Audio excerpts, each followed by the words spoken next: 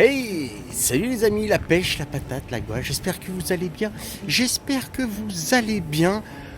Où sommes-nous? Où suis-je? Dans quelle étagère? Nous sommes à Nous sommes à Nice. Vous pouvez en croire une niçoise. Hein, voilà, elle est là. Et qu'est-ce qu'on fait à Nice? Alors, déjà, on passe un petit week-end sympathique. Il est un petit peu tard dans la journée, donc il n'y a plus le soleil malheureusement, mais il a été présent, je vous rassure. Qu'est-ce qu'on fait à Nice? Eh bien tout bêtement, je vais faire une petite vidéo sur un homme bourré de talent, et dingue, Jacques Le Wezek, qui, comme son nom l'indique, n'est pas du tout niçois. Non, je ne pense pas. Le Wezek, je pense plus pour un petit côté breton, vous voyez. Il est plus galette que pissaladière. Mais bon, ça arrive à tout le monde. Donc il va faire une petite formation. Je suis essoufflé. Fais-moi penser à arrêter de fumer. Qu'est-ce que je disais? Oui, il va faire une petite formation sur la nicotine, les bienfaits, les méfaits. Comment? Qu'est-ce qui se passe? La nicotine, dangereux ou pas la nicotine? Eh bien, il fait une petite formation qui s'adresse entre autres aux professionnels, enfin à toute personne qui serait susceptible d'avoir envie de connaître un peu ce qu'est la nicotine, voilà. Et donc du coup, mademoiselle participe demain. Pour ma part, j'y ai déjà participé il y a de ça 15 jours, 3 semaines, voilà.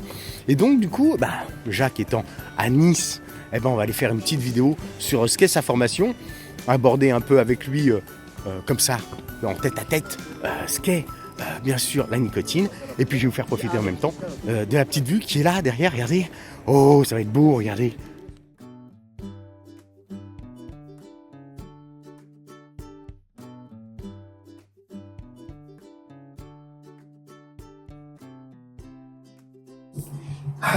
Regarde, on n'est pas bien à terre. Salut mon Jacques. T'as vu, ça commence comme ça. Cher Jacques, Monsieur Le Wezek. Alors, Jacques, t'es venu à Nice pour faire un truc, une formation. Donc, hier, j'ai fait une petite intro que tu n'as pas vu, que je vais faire un montage, où j'étais sur les hauteurs de Nice. Et je me posais la question, Le Wezek, on est bien d'accord que c'est pas niçois. Pas vraiment. Non, c'est ce que je disais, tu étais plus galette bretonne que pissaladière, en fait. C'est ça. Et alors, a priori, si j'ai bien compris le truc, c'est que tu fais des formations. Alors, j'ai pas compris, c'est des formations qui s'adressent aux professionnels ou aux particuliers, ou les deux, ou comme on veut, comment ça se passe? Alors, ce sont des formations qui s'adressent en priorité aux professionnels de l'AVA, mais aussi aux professionnels de santé. Mes formations, elles sont aussi bien pour les uns que pour les autres. Pour le professionnel de l'AVA, pour leur apporter des connaissances de base sur la nicotine, la dépendance au tabac, ce que c'est qu'un fumeur, comment aborder un fumeur, comment faire en sorte d'avoir un bon conseil en boutique, d'avoir la possibilité d'introduire le fait que les gens aient envie de revenir dans la boutique, en voient du monde dans les boutiques. Et puis les professionnels de santé, pour leur expliquer ce que c'est que la vape et que oui, ça marche et comment. Et c'est quelque chose que tu faisais déjà avant, enfin le module a évolué parce que ça s'adresse aussi maintenant, comme tu dis, aux professionnels de la vape. Mais si j'ai bien compris, c'est déjà un module qui existait entre guillemets, que tu faisais déjà avec des professionnels de santé que tu as fait évoluer. Alors, en fait, l'ossature, on va dire, de cette formation, elle est basée sur les enseignements sur la nicotine que je faisais et que je fais toujours pour les tabacologues dans les enseignements de tabacologie, où j'enseigne la pharmacologie de la nicotine, etc. Depuis 1986, c'est-à-dire depuis l'origine de la formation des tabacologues. Donc, oui, c'est quelque chose qui est basé sur cet enseignement universitaire que je fais depuis de nombreuses années. Et j'ai estimé que ce métier, qui est un nouveau métier, a besoin de professionnalisation. Ouais. Et que le point commun de tous ces gens qui ont ouvert des boutiques, c'est qu'ils sont ex-fumeurs, la plupart, ils ont arrêté de fumer grâce à la vape, mais que donc ce sont des fumeurs, ils viennent d'horizons tout à fait différents, chaque fumeur est différent, et de toute façon, il n'y a pas de base commune, à part le fait d'avoir arrêté de fumer. Il n'y a pas de base commune sur tout ça. Et il y a, à mon avis, un minimum de connaissances à avoir sur la nicotine, sur comment fonctionne la dépendance, comprendre ce que c'est que la dépendance, qui sont nécessaires pour donner les bonnes explications aux fumeurs et pour les rassurer surtout, etc. Donc c'est quelque chose qui, moi, m'a paru indispensable. Donc ça fait 3 ans maintenant que j'ai lancé ces formations. Ça a été un peu long au début. J'ai fait un petit calcul récemment, j'ai formé 15 personnes la première année, j'en ai formé 40 la deuxième année, et l'an dernier j'en ai formé 140. Donc c'est en train de monter en puissance. Je me déplace un petit peu partout, dans les grandes villes en général, là où j'ai au moins une dizaine de personnes pour monter une formation. Et à l'occasion, parce que je connais aussi beaucoup de monde dans la nappe, des gens que j'ai connus sur les forums, etc.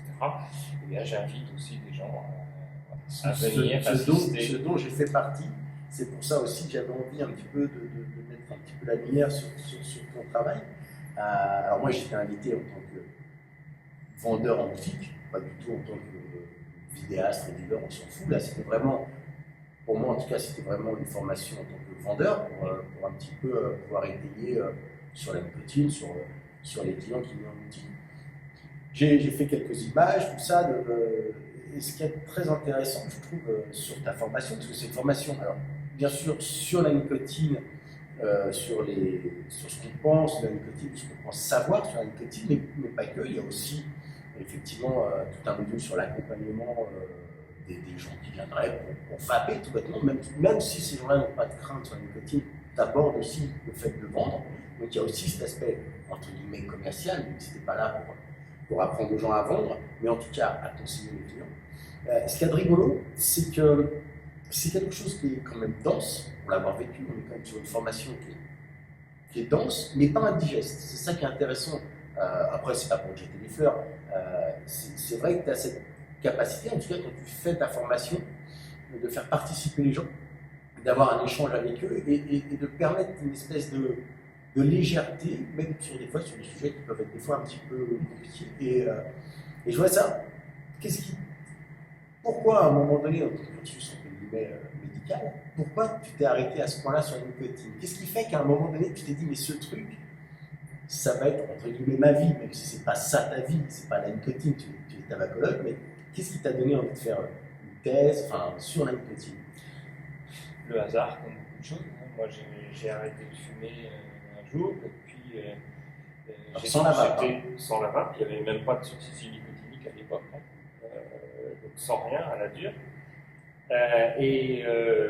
J'étais en recherche d'un laboratoire pour effectuer ma thèse de sciences, et un jour, le directeur d'enseignement à Paris 6 me dit: tiens, j'ai dîné hier soir avec un monsieur, il s'agissait de Robert Molima, qui a obtenu une bourse du ministère de la Santé pour un thésard. Si ça vous intéresse, je vous mets en lien avec lui. Et donc, voilà, j'ai rencontré Molima qui m'a proposé de faire une thèse sur l'auto-administration de nicotine chez l'animal. Et c'est comme ça que tout a commencé. Voilà, les hasards de la vie font que... Et du coup, c'est marrant parce que tu dis j'ai arrêté de fumer à une époque où il n'y avait rien, même pas de substitut, donc ni de gomme, ni de patch. Donc toi, tu as, entre guillemets, sur le côté ancêtre, tu as vu arriver donc, les gommes à mâcher, tu as vu arriver les patchs, les sprays, le snus. Je sais que tu en parles d'ailleurs dans ta formation. Et tu as vu arriver la cigarette électronique. Quel a été pour toi cet objet quand c'est arrivé? Est-ce que tu as eu de la méfiance? Est-ce que tu t'es tout de suite dit mais c'est génial? Ou au contraire, tu as... Alors la première fois, moi je l'ai vu arriver. Alors j'ai eu une période de ma vie pendant 5 ans que j'ai travaillé pour l'industrie pharmaceutique. J'ai vu arriver les premières Royal en 2005 dans le labo en question. Et je crois que j'ai eu la réaction un petit peu de tout le monde, assez sceptique au départ, l'impression que c'était un cheval de Troie de l'industrie du tabac, etc. Pas trop cru dans cette chose. Et puis je suis scientifique, donc je suis la littérature scientifique publiée, et puis j'ai vu commencer à sortir des articles, petit à petit. Et comme je l'explique dans ma formation, tous les mois j'écrivais une revue de presse scientifique pour les tabacologues. Donc j'ai commencé à trouver des articles que j'analysais pour et puis il y en a eu de plus en plus, de plus en plus. Et là, vers 2010-2011, je me suis dit, ça commence à devenir sérieux.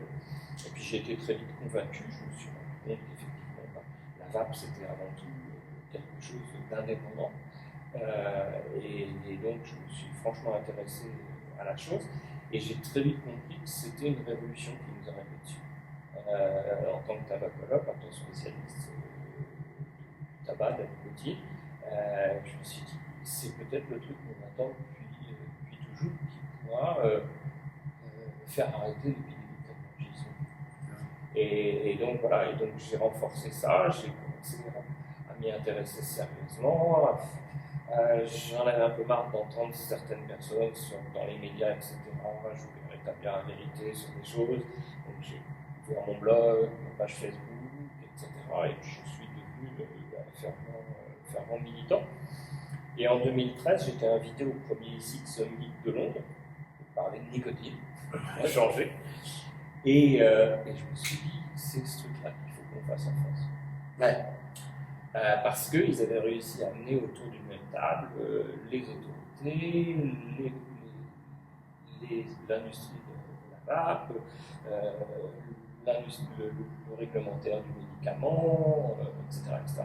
Je me suis dit, c'est absolument ça qu'il faut. Et les associations anti-tabac qui étaient très anti-vape à l'époque. Et je me suis dit, voilà, il faut amener tout le monde à une table et parler. Plutôt que chacun parle dans son coin, qu'il y ait un vrai discours et qu'il y ait une vraie avancée. Et c'est comme ça que j'ai eu l'idée de créer le premier sommet en France. Mais il m'a fallu 3 ans pour pouvoir y arriver. Tu parlais de... Je sais que Facebook, c'est pas ta tasse de thé parce que autrement, je sais que tu as un blog, tu écris aussi pour Vapium. Aussi. Moi, je sais que je pioche très souvent dans Vapium des articles, entre autres, ça je t'ai déjà dit, l'article m'intéressait sur les femmes enceintes. Et t'as d'autres comme ça, vices cachés, t'écris ailleurs J'écris depuis pas mal de temps dans ici Magazine aussi. Ici, j'ai une page, Jacques-Ali. Je réalise des interviews de professionnels de santé pour ici Magazine. Il m'est arrivé 1 ou 2 fois de publier un petit article dans PGVG. Voilà. Et puis, à l'occasion, des interviews dans certains jours. C'est curieux parce que tu vois, tu me dis, les gens qui. Alors, pas forcément les gens qui arrivent aujourd'hui dans la vape ne te connaissent pas, mais ceux qui sont là depuis un moment te connaissent parce que c'est quand même curieux que tu sois, entre guillemets, un des rares, si ce n'est le seul, même s'il y a effectivement le professeur de Stoltenberg qui est présent comme médecin, on va dire défenseur de la vape. C'est quand même étonnant quand personnel de santé, j'allais dire, je ne sais pas comment l'appeler ça, il y a très peu en fait de gens, tu vois, en premier plan.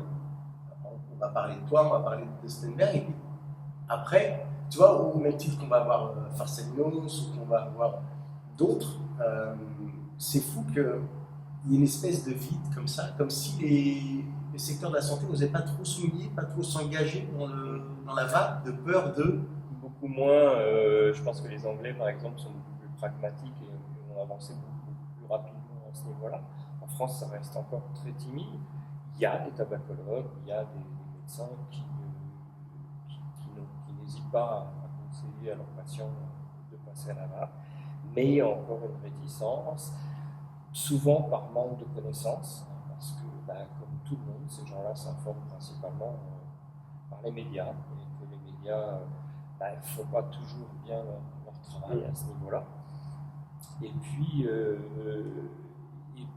bon, moi en fait, j'ai un intérêt pour la nicotine, pas uniquement pour l'arrêt du tabac. Il y a plein d'autres possibilités avec la nicotine, de développement pour des médicaments, pour traiter un certain nombre de maladies, parce que la nicotine, elle touche absolument à tout. Et puis, il y a l'intérêt, moi, je suis un ardent défenseur de la réduction du risque. C'est quelque chose que les Anglais, principalement, maîtrisent très bien depuis très longtemps. Il y a une vraie volonté dans ce milieu-là de prôner la réduction du risque. C'est pas du tout la culture française. Et moi, ça fait 20 ans que je me bats, et avant la vape, c'était avec les substituts nicotiniques. nicotinique. J'ai défendu le snus au niveau européen, j'ai été expert à la Commission européenne. J'ai défendu le snus parce que, voilà, arrête la combustion, on a une réduction du risque. Et s'il faut que quelqu'un utilise du snus, utilise des substituts nicotiniques ou utilise la vape à vie pour ne pas rechuter dans le tabagisme, moi, je n'ai absolument rien contre. Je ne suis pas quelqu'un qui cherche absolument l'abstinence absolue. Ouais. Et ça, c'est quelque chose qui est assez rare, on va dire, dans la culture française, particulièrement dans le domaine professionnel de santé.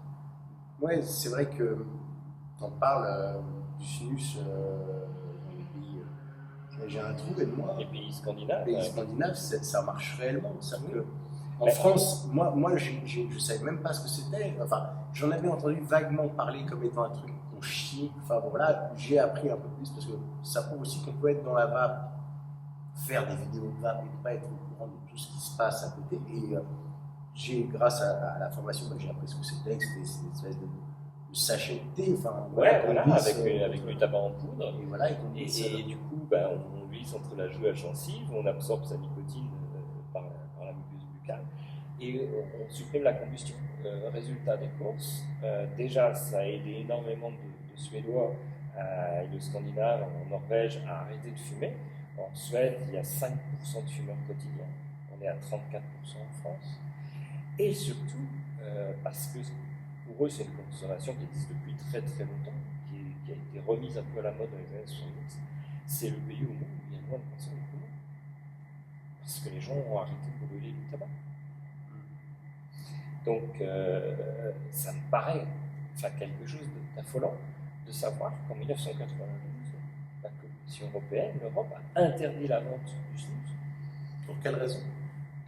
Parce que ça allait rendre les jeunes dépendants.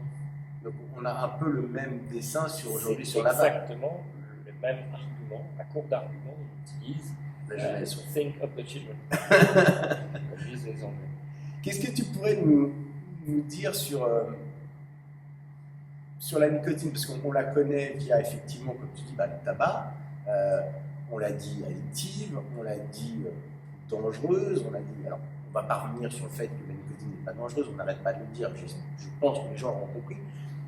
Qu'est-ce que tu peux nous dire de ce truc qu'on associe toujours à la clope? Parce que quand on entend nicotine, on entend tabac.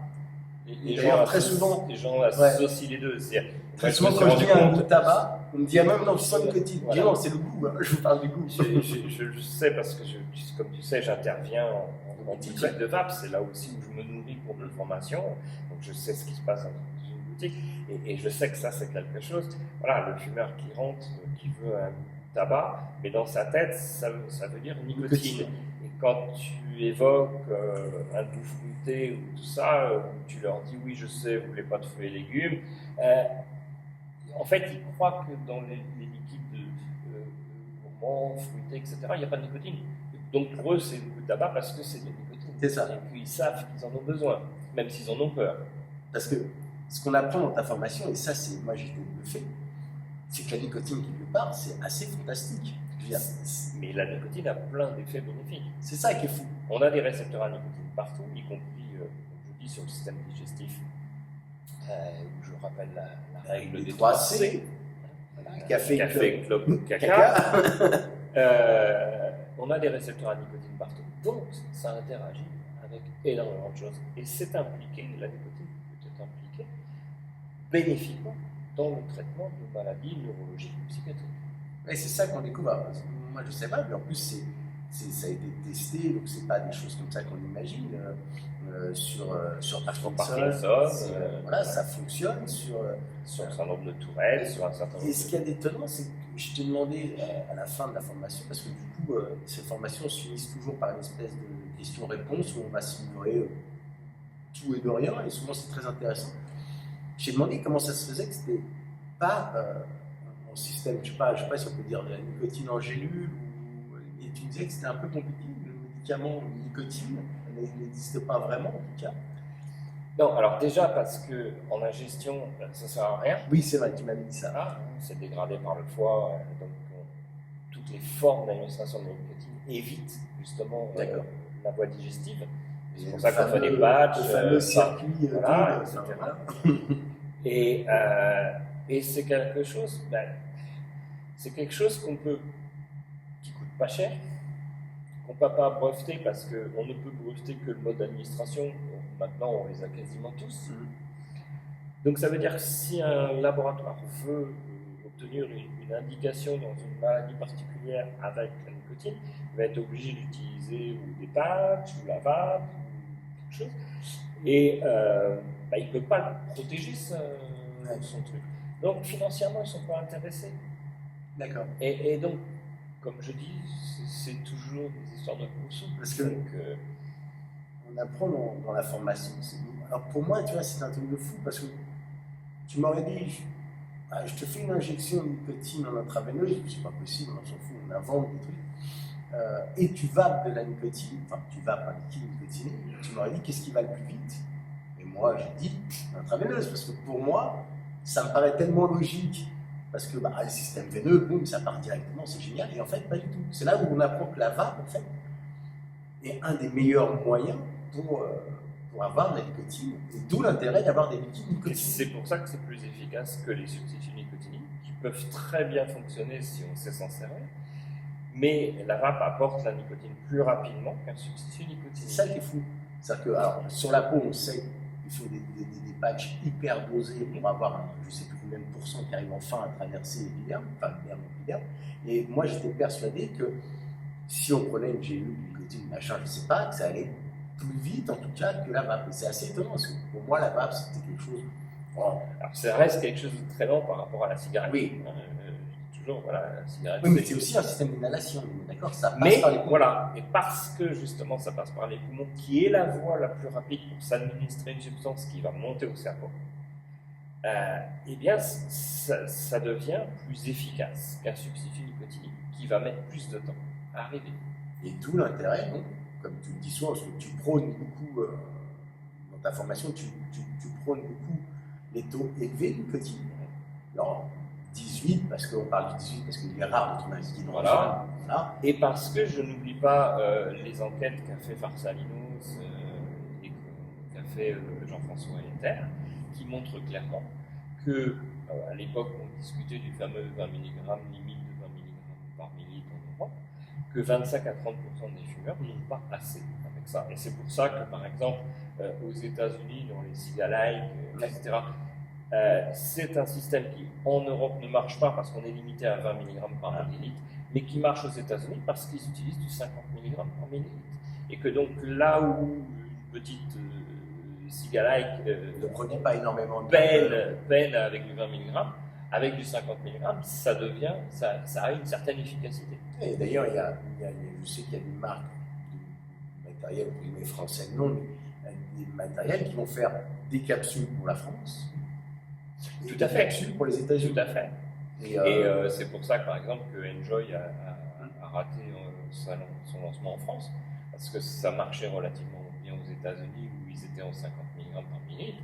Arrivé en France, en Europe, où ils ont été bridés par les 20 mg par millilitre, juste ça. Oui, parce que c'est complètement arbitraire. On est d'accord qu'aujourd'hui, on est conscient, ces 20 mg sont complètement arbitraires.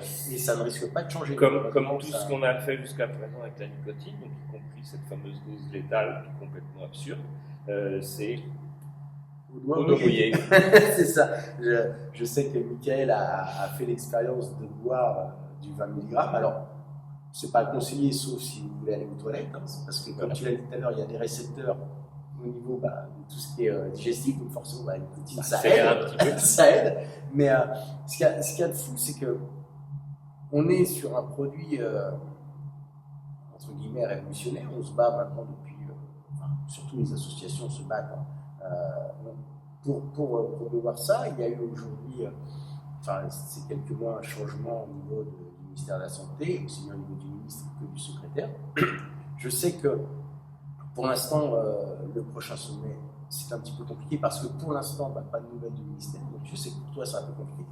Et je sais surtout que dans quelques jours, semaines, il va y avoir VapExpo à Lille et il y a pour la première fois un pôle santé au VapExpo de Lille. C'est-à-dire, qu'est-ce qu'on va y trouver à ce pôle, à part toi? Voilà, c'est en fait Patrick Béduet qui d'habitude me confie l'organisation de conférences pour le Apexpo. Là, en l'occurrence, comme il a changé un petit peu le mode de fonctionnement, il y a 2 jours grand public et un seul jour pro, il a trouvé plus intéressant en fait d'offrir aux associations un petit stand de façon à pouvoir interagir avec le public. Et du coup, il m'a proposé moi de faire quelque chose d'un peu orienté santé. Donc voilà, je vais probablement amener quelques documents comme celui sur les femmes enceintes, des choses comme ça. Probablement, je viendrai avec mon appareil pour mesurer le CO, je vais souffler quelques personnes dans le truc. Et puis voilà, essayer d'avoir un message rassurant. Peut-être aussi expliquer un peu ce qu'est ta formation, s'il y a bien sûr, des professionnels à côté de ça, il y aura bien évidemment un peu de mise en avant de mes formations pour les professionnels. De façon, et pourquoi pas, parce que j'ai déjà vu des professionnels de santé venir au Apexpo, pourquoi pas aussi pour des professionnels de santé. D'accord. Eh ben écoute, moi Jacques, c'était bien sympa cette petite soirée. Alors, on vous a pas fait de vidéo à l'extérieur parce qu'on est à Nice, mais il fait un temps breton. Il faisait très beau ce matin. Il faisait très beau ce matin, mais là c'est l'enfer. Comme quand on m'a dit que Nice était toujours beau, c'est pas vrai. Eh ben écoute, je te remercie en tout cas, moi Jacques, ça m'a fait bien plaisir. Prochain rendez-vous, on va dire, entre guillemets, pour les gens qui seraient intéressés par des formations, pour le cours santé, on va dire mois de mars, 24, 25, 26 mars. Je crois, oui. C'est ça, ou 23, je remettrai les dates. Je mettrai en description, je ne sais pas si tu as un blog ou quelque chose, bien sûr, oui. Et puis, tous ceux qui ont envie de faire la formation, ils vont te voir. Voilà. Je te fais un gros bisou. Allez, ciao mon Jacques. Merci Pascal. Ciao les amis, l'interview de Jacques, encore 1000 fois désolé pour la qualité du son. Il y avait une climatisation, j'avais pas fait attention et donc du coup on n'entend que cette climatisation. Tant pis, je suis vraiment navré pour la qualité du son. En tout cas, merci à Jacques de m'avoir reçu et puis de m'avoir autorisé à filmer un petit peu sa réunion. Je vous fais des gros bisous masculins. N'oubliez pas dans la description tous les renseignements pour retrouver Jacques. Je vous fais des gros bisous masculins. N'oubliez pas, nous sommes la résistance. Et puis, comme je le dis toujours, petite barre pour le départ.